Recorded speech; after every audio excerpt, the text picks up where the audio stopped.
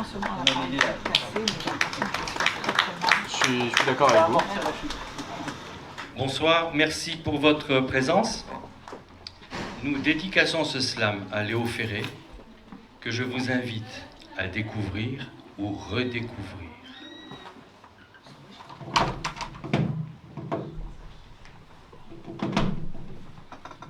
Écoute, écoute. Dans le silence de la mer, il y a comme un balancement qui met le cœur à l'heure.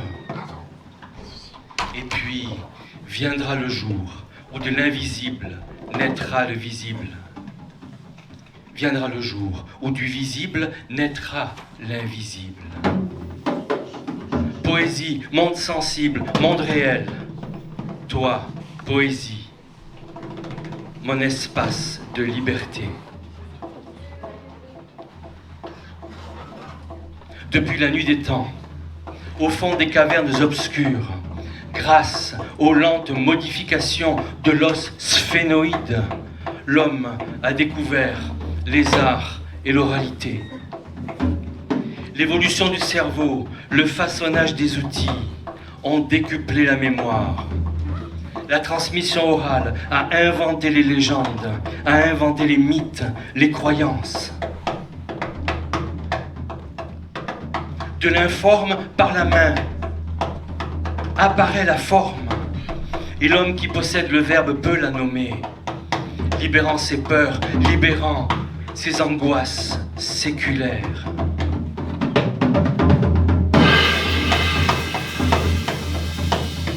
Il fallut patienter encore de longs millénaires pour que l'écriture peigne le papyrus, grave la pierre, trace sur les tablettes d'argile ces voix poétiques qui à jamais garderont le silence.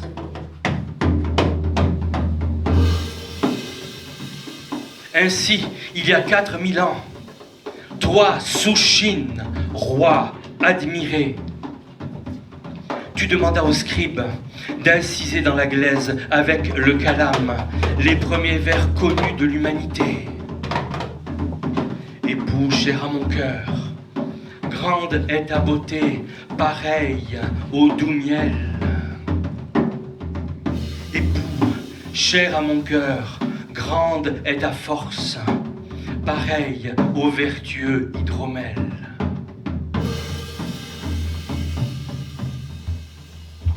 Maintenant, tu intégreras les figures archaïques. Absolument. Maintenant, tu incorporeras les symboles des anciens mondes excellentement. Jadis, accompagné des aèdes grecs, suivi d'Ératosthenes, poésie, tu te promenais avec la lyre et le sistre d'Homère. Tu donnais à entendre les premiers chants, les premières odes, car toi, plus que tout autre art, était déjà en résistance face au pouvoir, se moquant de la censure et du contrôle.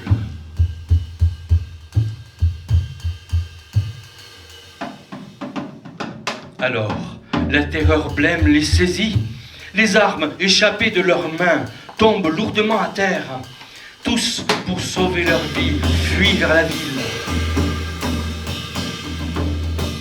Et toi, Ulysse, cesse cette guerre lamentable, cesse la discorde intestine, de peur que Zeus, qui tonne au loin, s'irrite de toi. Ainsi, parla Athéna, Ulysse et tous les guerriers lui obéirent, pleins de joie dans leur cœur, scellant pour toujours l'alliance et la paix entre les deux peuples.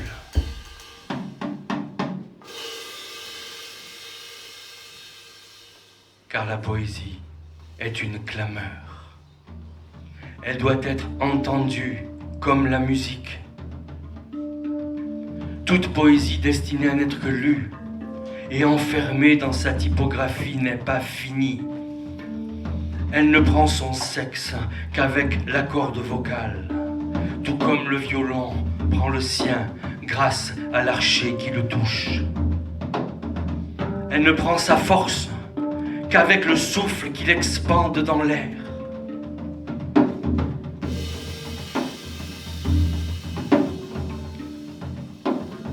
Écoute, écoute.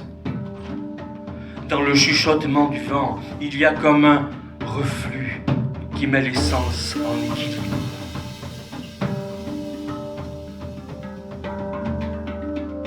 Et puis viendra le jour où de l'invisible naîtra le visible, et puis viendra le jour où du visible naîtra l'invisible. Poésie, monde sensible, monde réel, l'univers vibre. Et toi, poésie, mon espace de liberté.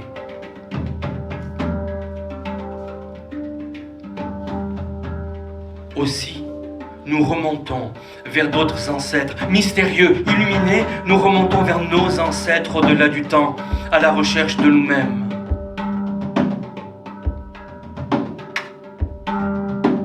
Au Moyen-Âge, suivi de mes amis troubadours, criant, chantant à tête tue, poésie. Tu te baladais librement, de cours ducales en palais d'apparat, de bourgades en châteaux, donnant à entendre de multiples improvisations, amoureuses, poétiques, culturelles, sur la vie des puissants et des événements du monde. Quelquefois, l'écriture figeait la syntaxe en griffant le vélin.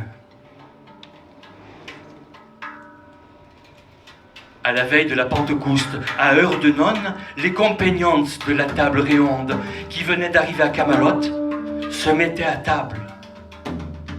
Quand une molte belle damoiselle entra en la salle à cheval, et on la voyait qu'elle était venue à grande allure, car son destrier était encore tout couvert de sueur.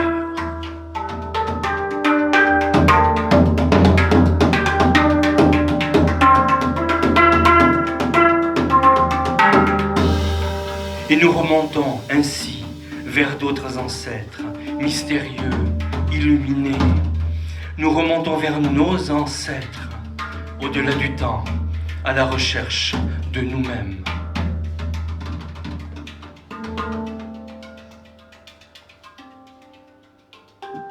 Au XVe siècle, Gutenberg invente l'imprimerie. Dès lors, les livres sont diffusés à travers toute l'Europe, favorisant ainsi les savoirs, lire, écrire, comprendre. Les imprimeurs, frénétiquement, assemblent les mots, les dupliquent, en pressant les caractères de métal et l'encre sur le papier. Et toi, aussi, poésie, tu bénéficies de cet essor, des plus humbles aux plus savants des hommes. Tous pourront maintenant accéder à ton étrange et subtile musique. Enfin!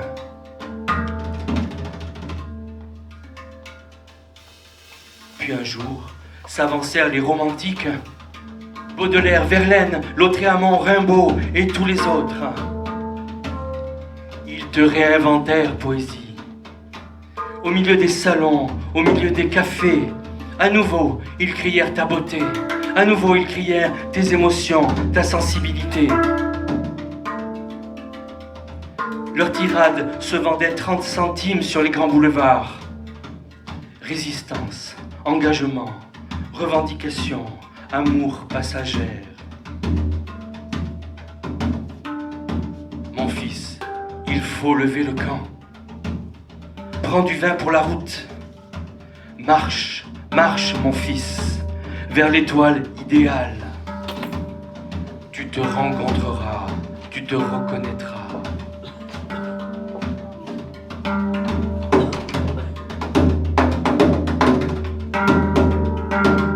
Et je m'en allais, les poings dans mes poches crevées. Mon paletot soudain devenait idéal. J'allais sous le ciel muse et j'étais ton féal. Oh là là, que d'amour splendide j'ai rêvé. Mon unique culotte avait un large trou. Petit poussé rêveur, j'égrenais dans ma course des rimes.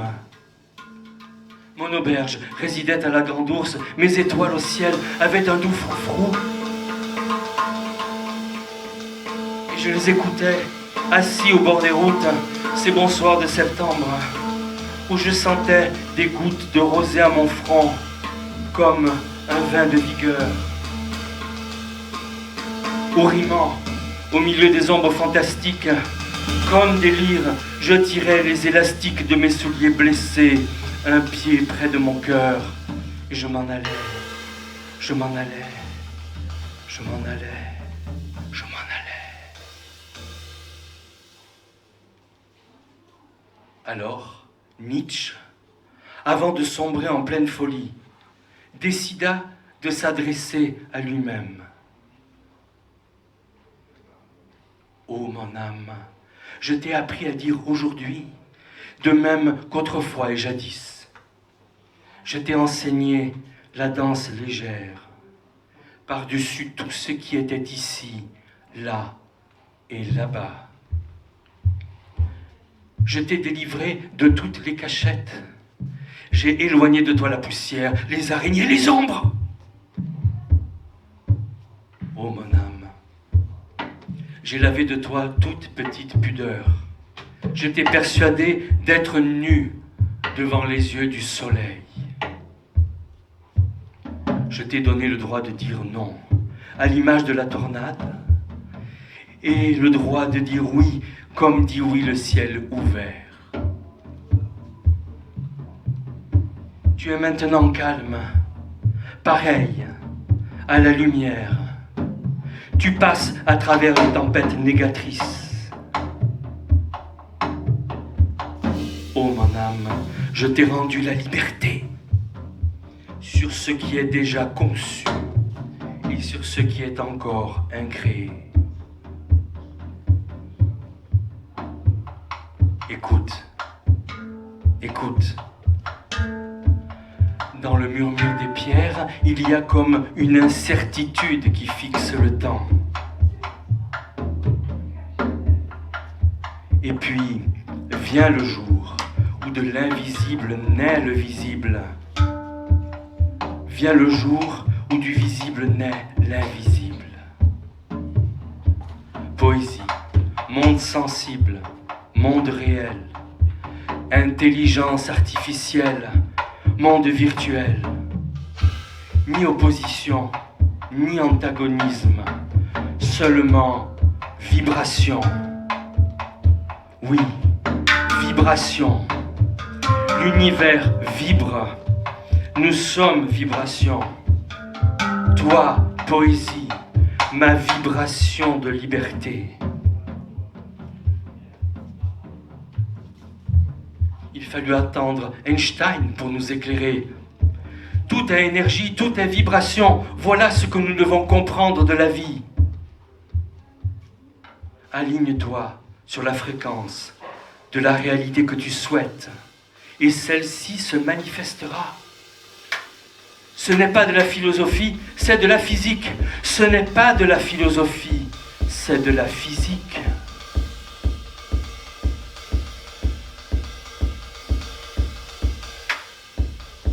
C'est ce que présentait dès 1950 Alan Turing, après l'invention du premier ordinateur.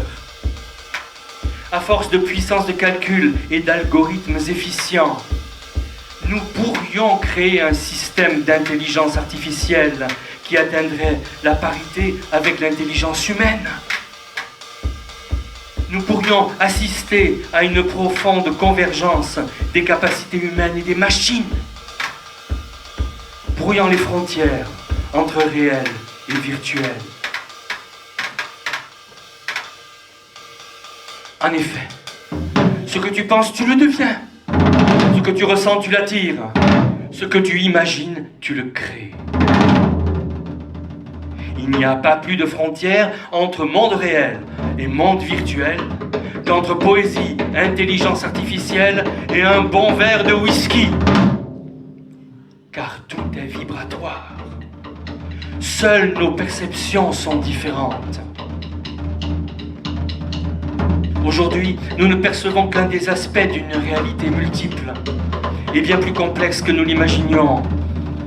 L'utilisation de l'intelligence artificielle générative devient presque quotidienne et de nouvelles formes d'art apparaissent. Aujourd'hui, je demande à l'IA de m'aider à accomplir les tâches répétitives afin de pouvoir consacrer plus de temps à l'inventivité, plus de temps à la créativité.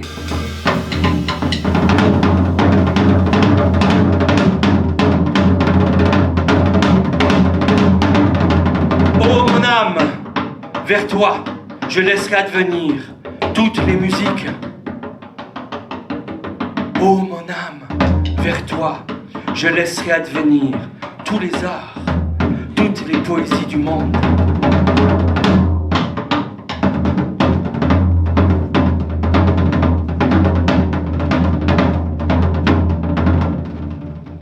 Des tyrans de la Grèce antique aux oligarques chinois, l'obsession des régimes totalitaires a toujours visé le contrôle des populations. Poètes, vos papiers, taisez-vous. Nous bâillonnerons votre parole, nous brûlerons vos livres.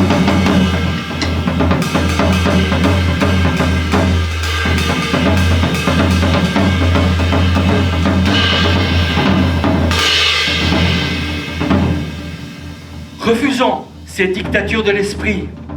Avec les artistes, avec vous, restons révoltés. L'Homo sapiens est cet animal affamé que la certitude ne comble jamais. Toujours poussé par la sensation d'insatiété, le sentiment de non-savoir. Il finira par l'appeler infinitude du désir, marche du progrès, quête d'absolu. À force de chercher des certitudes, nous allons sombrer au fond de la poste des vérités. Et la poste des vérités conduit à la post-démocratie. Peut-être essaieront-ils de nous dompter grâce à l'intelligence artificielle.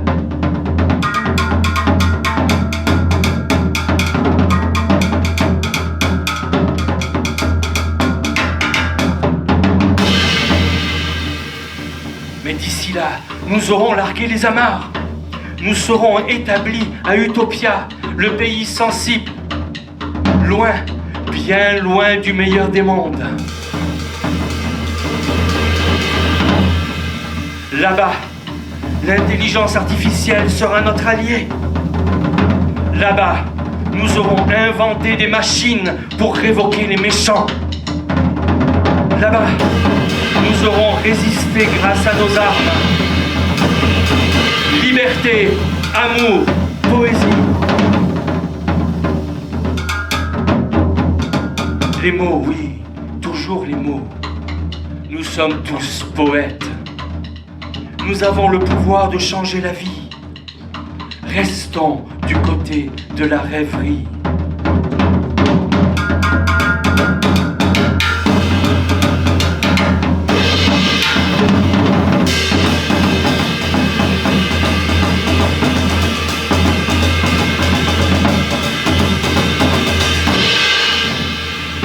Les mots, oui, toujours les mots. Nous sommes tous poètes. Nous avons le pouvoir de changer la vie. Restons du côté de la rêverie. Elle est belle comme la tempête. Elle s'appelle l'imagination. Elle nous dit, vois le monde à l'intérieur d'un grain de sable et le paradis comme une simple fleur.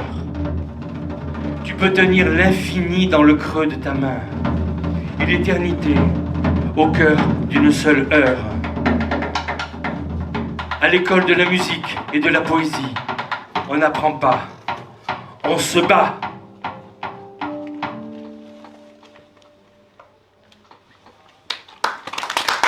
Bravo.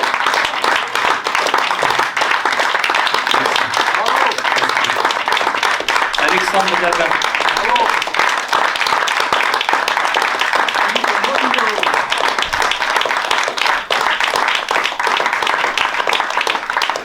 J'ai gardé un petit texte pour la fin.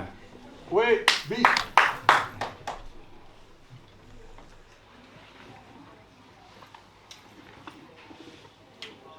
Le texte est de René Char. M'alléger, me dépouiller, réduire mon bagage à l'essentiel, abandonner ma longue traîne de plumes, de plumage, abandonner ma longue traîne de plumetis, de plumets, devenir oiseau, avare, ivre du seul vol de ses ailes, devenir oiseau, avare, libre, libre du seul vol de ses ailes. Merci. Bonne fin de soirée.